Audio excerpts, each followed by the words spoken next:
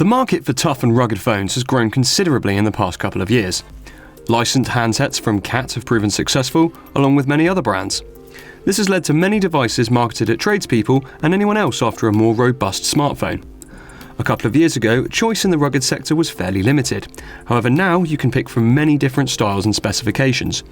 A new generation of rugged phones are available that match up to popular consumer models, and here is where the new DeWalt MD501 sits. To start, there's a respectable specification.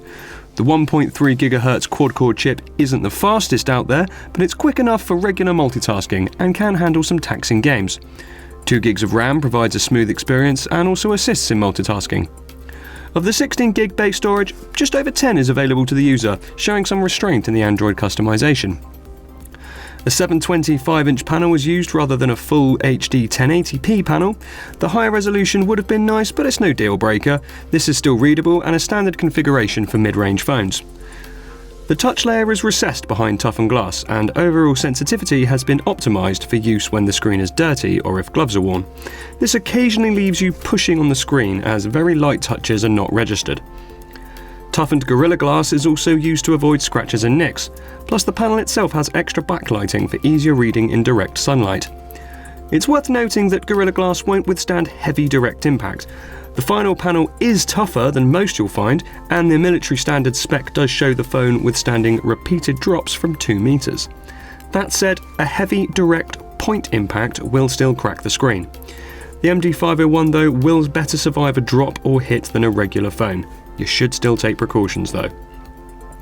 A full list of connectivity options is available: Wi-Fi, GPS, Bluetooth 4.1, FM radio, USB on the go, NFC, Qi wireless charging, Miracast screen sharing, you name it, the phone has it ticked.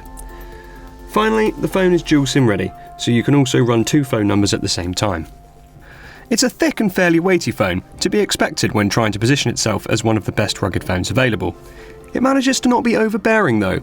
Earlier rugged phones were very bulky with thick rubber and huge corners, making them unwieldy and difficult to hold.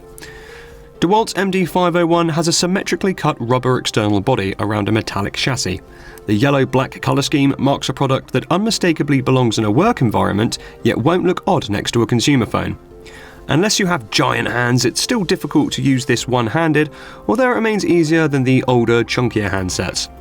The result is a smartphone that hovers somewhere between being a tool and a phone. Thought has clearly gone into the exterior design. The 2 sides have grooves along their lengths to aid grip, especially with gloves. The physical buttons are wide with decent travel and click, so are well suited for big hands, thumbs and gloves. On the rear panel are a number of short grooves on either side, surrounding a large DeWalt logo. Along with the rubberized material, the phone has an overall non-slip finish. It won't slide on damp surfaces and can be left on an incline without gliding towards a fall. The top half of the rear side has a removable plate. This is sealed down by 2 screws to keep the IP68 rating. Underneath this you'll find the 2 micro SIM slots and the 1 micro SD slot. Topping off the rear section is a speaker that surrounds the camera and flash. This kicks out some serious noise. There's no need to worry about hearing the ringtone. At full volume and at close range you might even want earplugs. Saying that, the default tones are actually all the sounds of power tools, so if you work around those, you might not realise the phone is going off. Might want to switch it to something a little bit more obvious. The installed software and interface on the MD501 is a mishmash of styles. The system says it's Android 5.1, and some of Google's material design aesthetic is seen in the menus. Oddly though, there's omissions in which apps are installed, and the design tends to look a little bit like some of the older gingerbread styles or Android 4 styles at times. For instance, YouTube and Google Play Music and Movies are missing. The new Google Photos app is installed, but it's also available alongside the deprecated Android gallery. Even weirder is that out of the box you don't find the Chrome browser, instead you have the old deprecated Android browser. None of this is major. The missing apps and updates can all be installed from Google Play if you need them, and it could also be argued that DeWalt were looking to minimise the app footprint of the phone to save on storage and resources. A few helpful extras are installed. Owners of DeWalt tools can register any that use a Tool Connect battery. This lets you view battery information in real time through a Bluetooth connection. Rug Gear Assist is like a little toolbox folder on the phone. This gives you quick access to other useful apps like the compass, flashlight, Morse code output, and the customizable key. That's actually really useful. On the left side of the MD501, there's a large yellow button. This can be configured to respond in a variety of ways. For instance, you can set it to be a physical Wi-Fi or Bluetooth toggle, it can open your contacts menu, it can open the camera, navigation apps. It can actually be configured to launch any app that you've installed on the phone. There's also glove mode, which we mentioned earlier. This adjusts the sensitivity of the screen, and so it will register input with a layer of material between a finger and the screen. Toggling the feature off and on creates a very noticeable difference. It does have limitations. Very thick gloves still won't work, as the screen has to recognise a distinct finger-like nib. Mirror Vision image processing adds fine user control over the brightness, colour saturation, contrast, temperature, image sharpness. It's a very cool addition, and I'd actually like to see more of that on some mainstream phones. Normally, a vibrate-only mode wouldn't be a big deal or something to talk about in a review, yet Android has actually lacked this in recent times, forcing users to jump through hoops and fudge it with Do Not Disturb and priority options. The MD501 has a vibrate option. It's right there in the options and you can select it if you need to. Scheduled power off is another useful feature as well.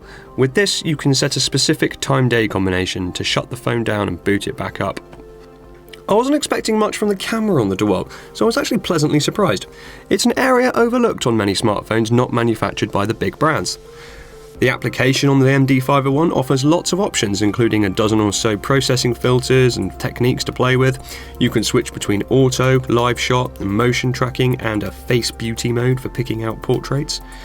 The motion track mode takes consecutive images of a moving object, such as a car or an animal, or someone on a bike. Focus quickly on the subject, hold the camera button, and you take 9 consecutive shots at half-second intervals as you pan around and follow them. The result provides a short slideshow of images. And then it's separate to the standard burst mode that will take up to 40 shots when the camera button is held. Live Shot is a stripped-back version of similar features seen on premium phones like Galaxies and iPhones.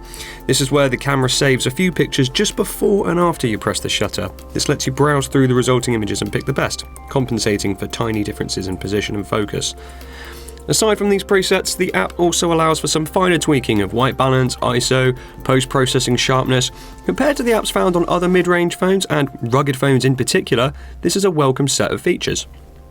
I really want to like this phone. Design-wise, it's as solidly built as anything else. Drop it, kick it, leave it in a puddle for half an hour, here it checks every box.